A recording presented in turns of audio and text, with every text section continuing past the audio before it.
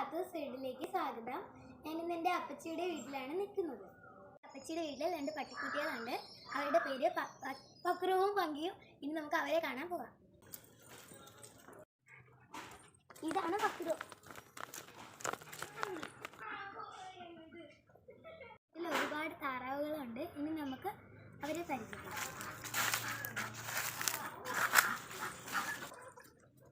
നമുക്കിവിടെ ഒരാളുണ്ട്, അവളെ പേര് അമ്മു. നമുക്കിനി അവളെ പരിചയപ്പെടാം.